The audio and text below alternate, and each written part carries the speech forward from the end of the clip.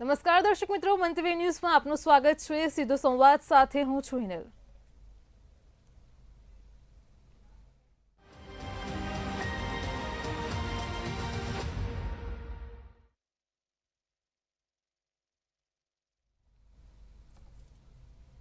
સીધો સંવાદમાં આજે ખાસ એ મુદ્દા ઉપર ચર્ચા કરવાની છે. જ્યારે ભારતને 15મી ઓગસ્ટ 1947ના રોજ આઝાદી મળી, ત્યારે આઝાદી એ અનેક લોકો માટે ખાસ એક દુર્ઘટના પ્રકારે અસર લઈને સામે આવી હતી. કારણ કે ઉલ્લેખનીય છે કે આઝાદી એવા ઘા સાથે લઈને આવી હતી કે જ્યાં ભાગલા થયા ત્યારે ક્યારેય ન મટે તે પ્રકારના ઘા જોવા મળ્યા હતા. ભાગલા વખતે હત્યા અને લૂંટફાટની ઘટનાઓએ બંને પક્ષના કરોડો લોકોને અસર કરી હતી.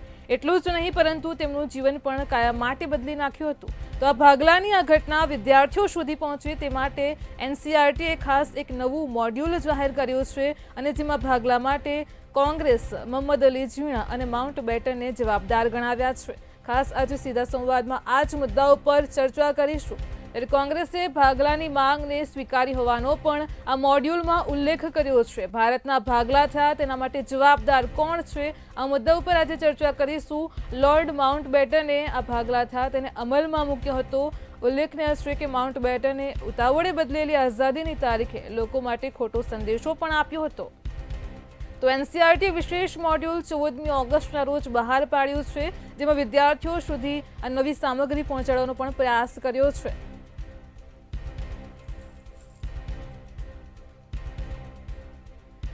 તો એનસીઆરટીએ પાર્ટીશન હોરર્સ રિમેમ્બર્સ ડેને 14મી ઓગસ્ટના રોજ જાહેર કર્યો, અને તે પ્રમાણે 1947માં ભારતને પાકિસ્તાનના ભાગલાની અસર માત્ર તે સમયે નહીં પરંતુ વર્તમાનમાં પણ દેખાઈ રહી છે, અને જેમાં પણ પાકિસ્તાન સાથે સંબંધો બગડતા છે, પીઓકે વિવાદ છે, રક્ષા બજેટમાં પણ જે વધારો છે તેને પણ પ્રમુખતાથી જોઈ શકાય છે.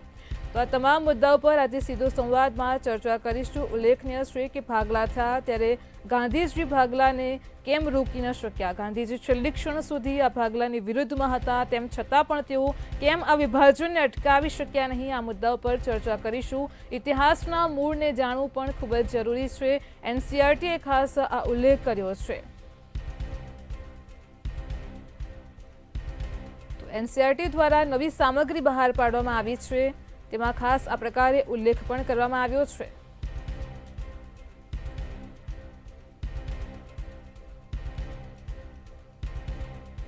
તો આ પાર્ટીશનના સમયે સરદાર પટેલ, નહેરુ અને અન્ય કોંગ્રેસ જે નેતાઓ છે તેમની ગાંધીજી સાથેની ભૂમિકા કેવી રહી હતી, એ મુદ્દા પર પણ ચર્ચા કરીશું. આજની યુવા પેઢીને પાર્ટીશન વિશે સમજાવવું કેમ જરૂરી બન્યું છે, ખાસ એ મુદ્દા ઉપર પણ આપણે ચર્ચા કરીશું.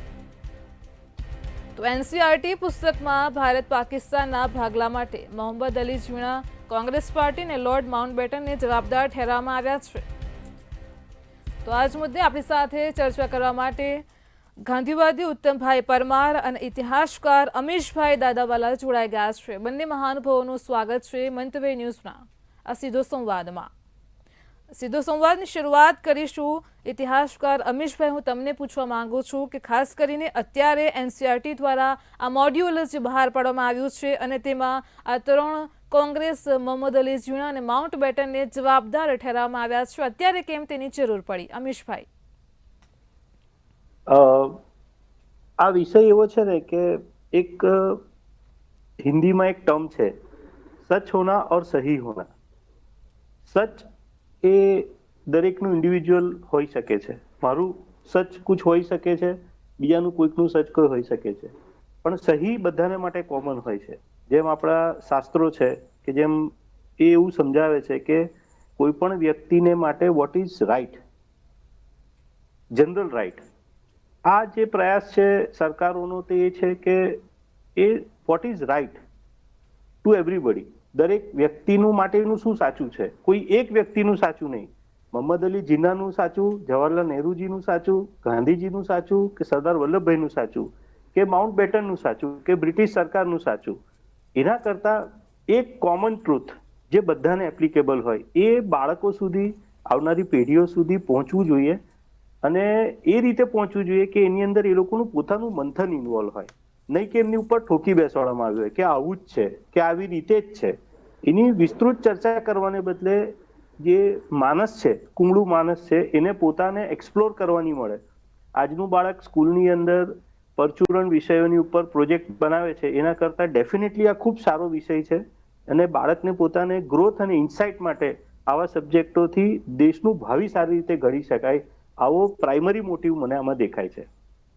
જી જી અમીશભાઈ. ઉત્તમભાઈ, હું તમને પણ પૂછવા માંગીશ કે અત્યારે એનસીઈઆરટી દ્વારા આજે નવા મોડ્યુલની અંદર આ પ્રકારની ખાસ વિદ્યાર્થીઓ સુધી પહોંચી શકે તે માટેનું એક જાહેરાત તરીકે આ નવી સામગ્રી બહાર પાડવામાં આવી છે, તેને લઈને તમારી પહેલી પ્રતિક્રિયા? મારી સીધી પ્રતિક્રિયા એ છે કે એનસીઈઆરટી હકીકતમાં સંઘ પરિવાર અને ભારતની વર્તમાન સરકારના હિડન એજન્ડાનો વેપન્સ બની રહ્યું છે. 15મી ઓગસ્ટ 1947 દિવસે આપણે સ્વાતંત્ર્ય મેળવ્યું.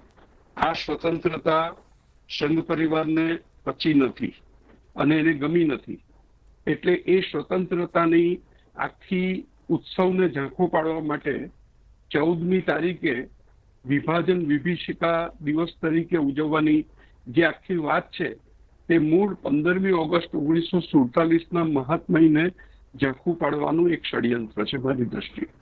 અને આ બાબતમાં એવું છે કે સંઘ પરિવાર અને આપણી સરકાર કરવા જાય છે એવું કે કોંગ્રેસને આમાં નિમિત્ત બનાવવા જાય છે, પણ વાસ્તવિકતા એવી છે કે આપણા સંયુક્ત પરિવારમાં ક્યારેય પણ બે ભાઈઓ જ્યારે જુદા પડે ત્યારે બે ભાઈઓ જુદા પાડવાની હઠ પકડે કે મારે જુદા થવું છે, ત્યારે મા બાપ રડતા હૈયે એમને ના છૂટકે જુદા પાડે છે. એમને જુદા થવું નથી હોતું, એમને જુદા કરવા નથી હોતા, પણ તેમ છતાં ના છૂટકે એમને જુદા પાડવા પડે છે.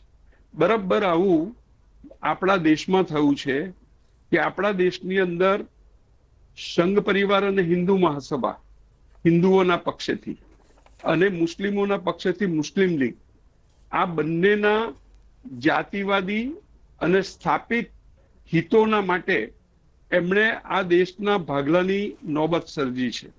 અને બહુજન મુસ્લિમ અને બહુજન હિન્દુઓ એના વિરોધી રહ્યા છે. પણ તેમ છતાં આ બંનેની જે લડાઈ છે એ લડાઈએ આખા દેશને ભરડો લીધો હતો કોમવાદના તોફાનો દ્વારા. થયું છે શું કે 1937માં અમદાવાદમાં સંઘ પરિવાર હિન્દુ મહાસભાના સંમેલનમાં સૌથી પ્રથમ ધર્મ આધારિત દ્વિરાષ્ટ્રવાદનો સિદ્ધાંત પસાર કરવામાં આવે છે. અને બરાબર 1940માં લાહોરમાં મુસ્લિમ લીગના સંમેલનમાં એ જ ધર્મ આધારિત દ્વિરાષ્ટ્રવાદના સિદ્ધાંતના અનુમોદન આપવામાં આવે છે. વાત એવી છે કે મુસ્લિમ લીગ કે સંઘ પરિવાર આ બંનેનો જન્મ ભારત પાકિસ્તાનના ભાગલા કરવા માટે નહોતો થયો. મુસ્લિમ લીગનો જન્મ થયો તો મુસ્લિમોનું ભારતીય સમાજ પર વર્ચસ્વ ઊભું કરવા માટેનો, અને સંઘ પરિવાર અને હિન્દુ મહાસભાનો જન્મ થયો હતો મહાત્મા ગાંધીએ જે સમાન અધિકાર અને સમાન ભાગીદાર વાળી જનવાદી આઝાદીનું સર્જન કર્યું તેના પ્રત્યાઘાતમાં પુણેરી ચિત પાવન બ્રાહ્મણવાદી પરિબળોએ પોતાનું જાતિવાદી વર્ચસ્વ ભારતીય રાજનીતિ ઉપર ઊભું કરવા માટે એ પ્રતિશોધમાંથી, જનવાદી આઝાદીની પ્રતિશોધમાંથી સંઘ પરિવારનો જન્મ થયો હતો. આ બે જન્મને આપણે બરાબર ઓળખી લેવાની જરૂર છે, પછી વિભાજનની વાતને સમજવાની જરૂર છે. અને આ વિભાજન કોંગ્રેસે સ્વીકારવું પડ્યું છે. મહાત્મા ગાંધી આખા દેશની અંદર એકમાત્ર વ્યક્તિ હતી કે જેમને આખું ચિત્ર સમજાવતું હતું કે આપણો દેશ જો ધર્મ આધારિત વિભાજન થશે તો એની શું વિભીષિકા સર્જાશે એની મહાત્મા ગાંધીને બરાબર ખબર હતી. પંડિત નહેરુને અને સરદાર પટેલને પણ ખબર હતી. મોહમ્મદ અલી જીણા અને મુસ્લિમ લીગ, અને મુસ્લિમ લીગનામાં પણ મુસ્લિમ લીગ પણ મુસ્લિમોનું પૂરું પ્રતિનિધિત્વ નહોતું કરતું. તેવી જ રીતે સંઘ પરિવાર અને હિન્દુ મહાસભા પણ વિશાળ હિન્દુ સમાજનું આજે પણ પ્રતિનિધિત્વ નથી કરતા. એ બંનેની જાતિવાદી પ્રભુત્વ મેળવવાની ઘેલછામાંથી અને વૃત્તિમાંથી ભારત પાકિસ્તાનના ભાગલાની નોબત સર્જાય અને એ રડતે હૈયે અને ના મરજીથી ના ઈચ્છાથી કોંગ્રેસે સ્વીકારવા પડ્યા છે. આ વાત આટલી વાસ્તવિકતા છે. હવે શું થાય છે કે સંઘ પરિવાર અને હિન્દુ મહાસભા ગિલ્ટ કોન્શિયસ ફીલ કરે છે કે એની પોતાની આ મનોવૃત્તિ ખબર ન પડી જાય એટલા માટે એ કોંગ્રેસ ઉપર એવું હેત્વારોપણ કરે છે કે ગાંધીજીએ ભાગલા પાડ્યા, ગાંધીજીથી ભાગલાને રોકી નહીં શક્યા, એવી જે વાતો થાય છે એ બેહુદી છે, એ આક્ષેપ ખોટો છે. તે જ રીતે કોંગ્રેસે ભાગલા પાડ્યા, નહેરુએ ભાગલા પાડ્યા, સરદાર એમાં સંમત નહોતા. અરે ભાઈ, નહેરુ ને સરદાર બંને કહેતા હતા કે બાપુ આ ભાગલા આપણે જો નહીં સ્વીકારીશું તો ભારતમાં બીજા પાકિસ્તાનો અને બીજા નાના નાના ટુકડાઓના જુદા રાજ્યો આ મુસ્લિમ લીગ વાળા અને આ સંઘ પરિવાર અને હિન્દુ મહાસભા વાળા ઉભા કરશે. એના કરતા જેટલું નુકસાન થાય એટલું નુકસાન વેઠીને હવે ભાગલા સ્વીકારી લેવાની આપણી એક લાચારી ઉત્પન્ન થઈ છે અને એ લાચારીને કારણે કોંગ્રેસે ભાગલાને સ્વીકારવા માટેની ના ઈચ્છાએ સહમતિ આપી છે. જ્યારે ભાગલા કરવા માટેની મૂળ વૃત્તિ એ સંઘ પરિવાર, હિન્દુ મહાસભા અને મુસ્લિમ લીગની છે. આ વાત દીવા જેવી ચોખ્ખી છે, પરંતુ એ પોતે આ અપરાધ ભાવમાંથી મુક્ત થવા માટે 15મી ઓગસ્ટ 1947ની આઝાદી એ સાચી આઝાદી નથી, આપણે તો 2014માં જ સાચા આઝાદ થયા છે, એવો જે ઇતિહાસ સર્જવા માંગતા હોય તેના માટે 14મી ઓગસ્ટે વિભીષિકાનો ઇતિહાસ ઉભો કરવો પડે એ સ્વાભાવિક છે. એટલે એ 15મી ઓગસ્ટ 1947ને ઝાંકી પાડવા માંગે છે.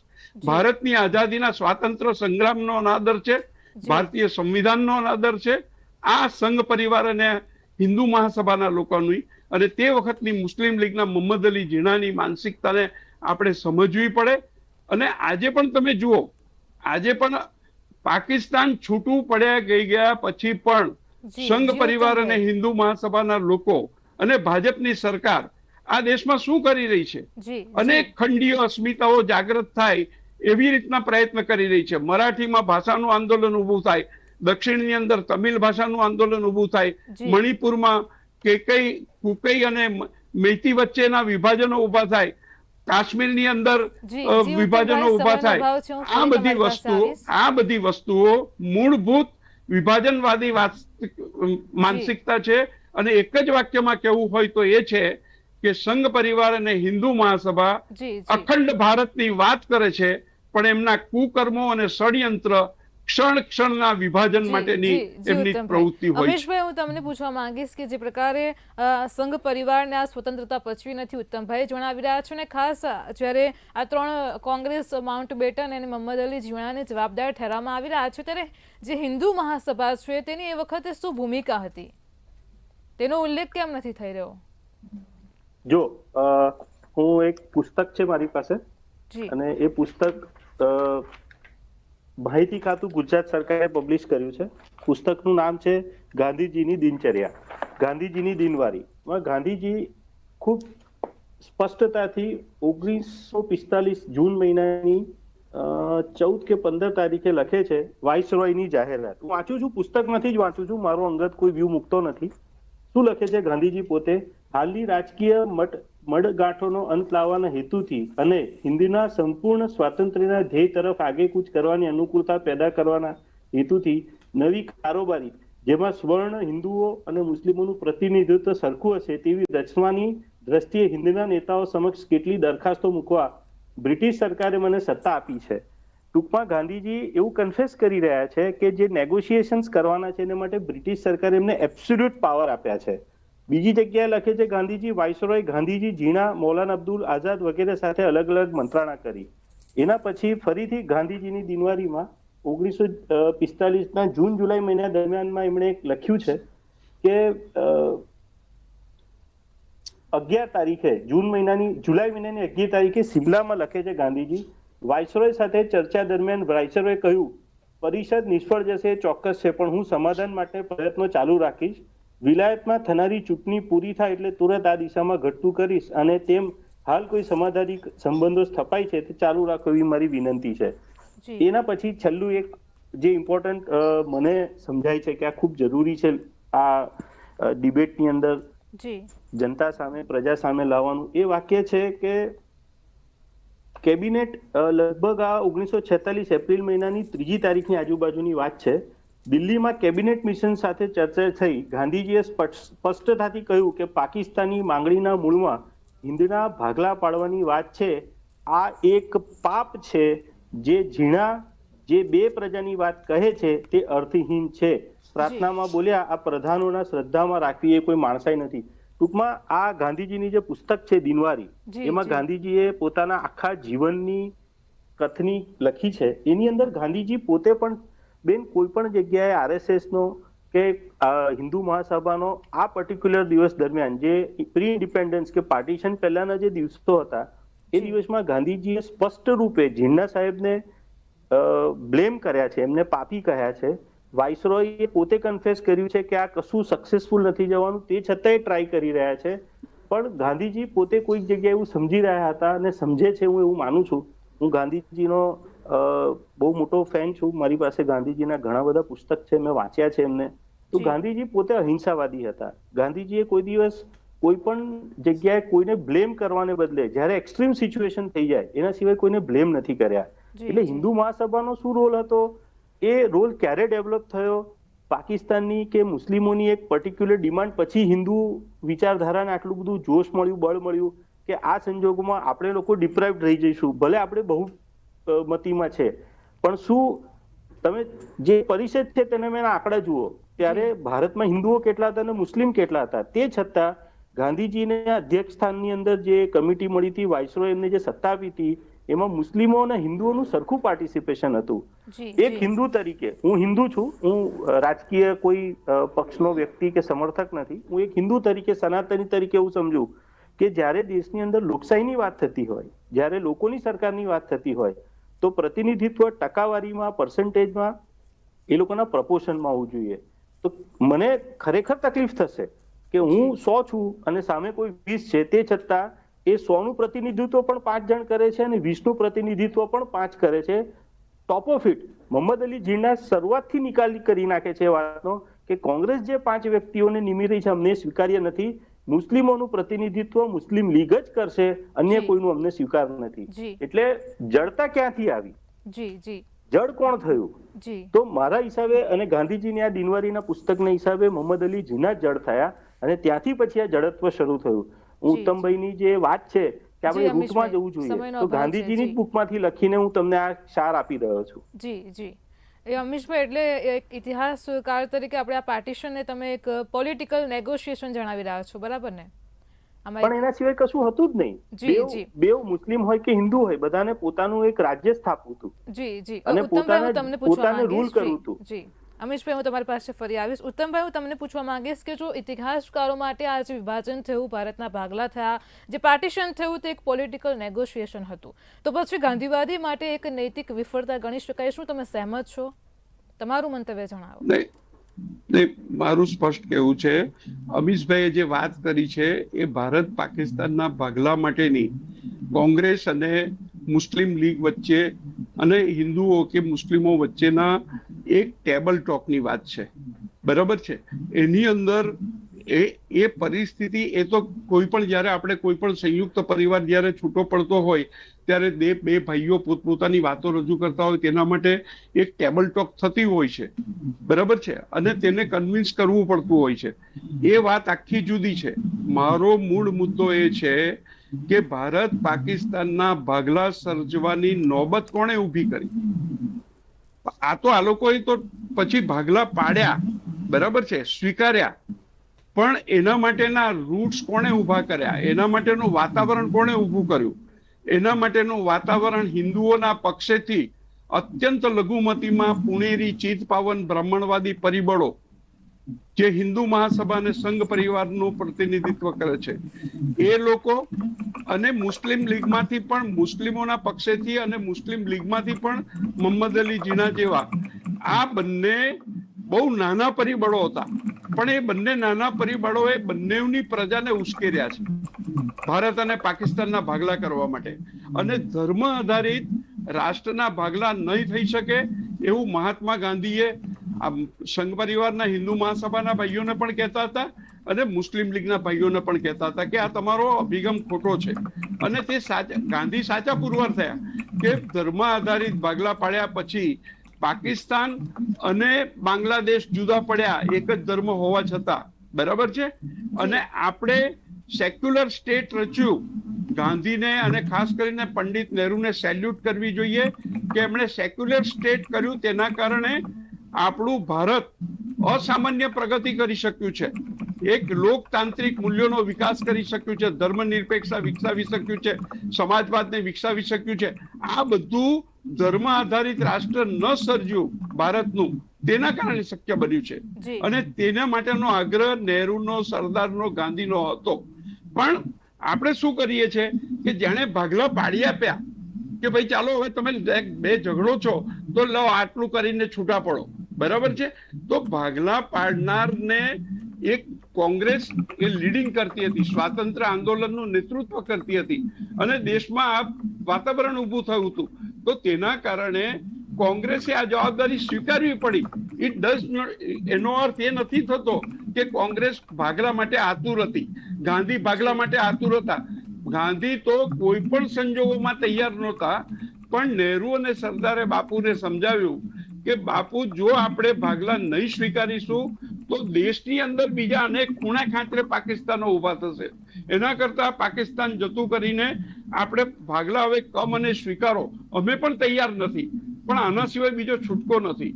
એટલે ગાંધી અને નહેરુ સરદાર વચ્ચેનો પણ આ જે મતભેદ છે એ પણ બહુ જ પરમોચ્ચ કક્ષાનો મતભેદ છે. જેમ ગાંધી અને આંબેડકર વચ્ચેના મતભેદ પરમોચ્ચ કક્ષાના હતા કે જે મતભેદોને કારણે આધુનિક ભારતનું સર્જન થયું છે. એટલે આ મતભેદને એવું નહીં સમજવાનું કે નહેરુ આમ કહેતા હતા અને સરદાર તેમ કહેતા હતા. હકીકતમાં ગાંધી, નહેરુ, સરદાર બધે એક મતના હતા, પરંતુ અનિવાર્યતા સર્જાય. બે જણા રોજ થઈને આખા દેશમાં કોમવાદના અગ્નિકુંડ સળગાવતા હોય તો દેશને બચાવી લેવા માટે શું કરવાનું? અને આઝાદી સરકી જતી હોય હાથમાંથી તો એ આઝાદીને બચાવવા માટે શું કરવાનું? અને તે અનિવાર્યતાને કારણે ભારત પાકિસ્તાનના ભાગલા સ્વીકારવા પડ્યા. પણ એ ભાગલા એક દુઃખદ ઘટના છે. એનો માતમ મનાવવાનો હોય, એનું કોઈ ગૌરવ ના અનુભવવાનું હોય. 14મી ઓગસ્ટને દિવસે તમે જશ્ન મનાવવાની વાત કરો છો કે વિભાજનની વિભીષિકાની ઉજવણી કરવાની. What nonsense! આ તે કઈ વાત છે? આ તમારો રાષ્ટ્રપ્રેમ છે? આવી રીતની વાત કરો છો કે દેશની અંદર તમે આવો એક ખોટો ઉન્માદ પેદા કરો છો? જી જી અમીશભાઈ, હું તમને પૂછવા માંગીશ કે વિદ્યાર્થીઓ સુધી હવે એનસીઈઆરટી દ્વારા આ જે નવી સામગ્રી પહોંચાડવાનો પ્રયાસ થઈ રહ્યો છે, ખરેખર તેનાથી શું ભાવિ પેઢીને પ્રોત્સાહન મળશે કે પછી વિવાદો સર્જાશે? પ્રોત્સાહન તો વિદ્યાર્થીઓમાં પ્રોત્સાહન ક્યારે આવે? વિદ્યાર્થીઓને આજે જે મોડ્યુલ જે રીતે બનાવવામાં આવ્યા છે, જે વિદ્યાર્થીઓના વર્ગ નક્કી કરવામાં આવે છે 6 ધોરણથી લઈને 12 ધોરણના, આ છોકરાઓમાં ભણવાને લઈને ઉત્સાહના ટકાવારી કેટલી હોય? 60 વિદ્યાર્થીઓના એક ક્લાસની અંદર હોશિયાર છોકરાઓ કેટલા હોય? 5-10 હોય. એ 5-10 છોકરાઓમાં પણ કેટલા છોકરાઓ હોય કે જે લોકોની અંદર આ ઉન્માદ હોય કે લાવ હું મારા દેશ વિશે, મારા દેશના ભાગલા વિશે જાણું. એ છોકરાઓને માટે આ થોડુંક મારું જે અભ્યાસ છે, હું જે સમજી શકું છું બાળકોને, એ લોકો મુજબ આ એ લોકો માટે થોડું વધારે પડતું ભારી થઈ જશે આ વસ્તુ. અને બેસિક હિસ્ટ્રીમાં જોવા કરતા વધારે હિસ્ટ્રીને ફેંદવાની વાત છે, રાઈટ રોંગની વાત છે. અને જેમ ઉત્તમભાઈએ કીધું એમ ઘણા ડિફરન્ટ વ્યૂઝ હોઈ શકે છે. કોઈક મુસ્લિમ એંગલથી જુએ તો એમને એવું લાગે કે અમારું શું, અમને લોકોને તો તમે લોકોએ આ બાજુના પણ નહીં રાખ્યા ને પેલી બાજુના પણ નહીં રાખ્યા. હિન્દુઓ કે અમે જ લોકો હતા ને ભાઈ, તમે અમારામાંથી જ પેદા થયા છો, તમે તમારી 5-7 પેઢી 8 પેઢી પાછળ જાઓ તો તમારા વડીલો હિન્દુઓ છે. હવે આ બધું કુમળા માણસની ઉપર કઈ ઇમ્પેક્ટ આપશે અને એ ભાવિમાં શું શીખીને જશે? એની અંદર દ્વેષ ભાવ, વેરભાવ કે તારું મારું. મેં તો સ્કૂલમાં બાળકોને જોયા છે, હિન્દુ મુસ્લિમ છોકરાઓ હોય કે ક્રિશ્ચિયન શીખ છોકરાઓ એક જ ટિફિનમાંથી જમતા હોય. મારું ભાવતું શાક કોઈક બીજાના ટિફિનમાં હોય તો હું એ નથી પૂછતો એ બાળક કે આ એના શાકની અંદર, એના ટિફિનની અંદર જે શાક છે એ કોણે બનાવ્યું છે. થોડુંક આ નાના કુમળા માણસના બાળકોની સાથે આ થોડુંક વધારે થઈ રહ્યું છે. આવું ના થવું જોઈએ. અને કદાચ એટલે જ એનસીઈઆરટી આને એક્સ્ટ્રા કરિક્યુલમ એક્ટિવિટીમાં ઇન્વોલ્વ કર્યું છે, નહીં કે રેગ્યુલર કરિક્યુલમમાં.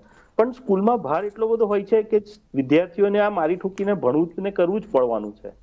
મારા હિસાબે આ કુમળા માણસની સાથે થોડુંક એક્ઝેગરેશન થઈ રહ્યું છે. I will not use term અત્યાચાર થઈ રહ્યો છે કે ખોટું થઈ રહ્યું છે, પણ એમના કેપેસિટી કરતાં એમની પાસેથી થોડુંક વધારે એક્સપેક્ટેશન કરવામાં આવી રહ્યું છે. જી અમીશભાઈ અને ઉત્તમભાઈ, બંને મહાનુભાવો અમારી સાથે આ ચર્ચામાં જોડાયા તે બદલ આપનો આભાર.